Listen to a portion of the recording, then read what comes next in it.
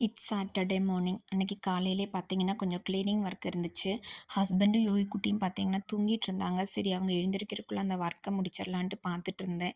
அதுக்கிடையில வெளிய வந்து பார்த்தா பயங்கரமான காத்து, அப்படியே மழை வர்ற மாதிரி இருந்துச்சு.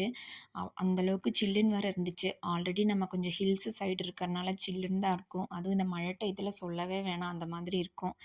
அதுக்கப்புறம் சரின்ட்டு அப்படியே டீ போட ஸ்டார்ட் பண்ணியாச்சு. அதுக்கிடையில அன்னைக்கு தட்டப்பயிர் குழம்பு செய்யலான்னு பிளான் பண்ணியிருந்தேன்.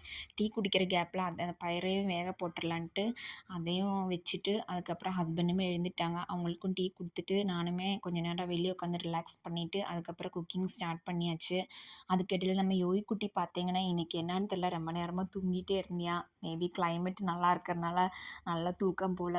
சரிடான்ட்டு அவன வேற இடையில இடையில வந்து பார்த்துட்டு இருந்தேன். என்ன பண்றேன், முழிச்சுட்டானா என்னன்னு தெரியலையேன்னு. ஹஸ்பண்டுமே பார்த்தீங்கன்னா ஃபார்ம் ஹவுஸ் கிளம்பிட்டாங்க. ஏன்னா இந்த மாதிரி மழை டயத்துல அங்க கொஞ்சம் ஒர்க் ஜாஸ்தியா இருக்கும். அதனால சீக்கிரமாவே கிளம்பிட்டாங்க. இனி சாப்பிட்றதுக்கு தான் வருவாங்க. சரி அதுக்குள்ள சாப்பாடு ரெடி பண்ணிரலான்னு நல்லா சூப்பரான கத்திரிக்காய், உருளைக்கிழங்குலாம் போட்டு தட்டப்பயிர் குழம்பு ரெடி பண்ணிட்டோம்.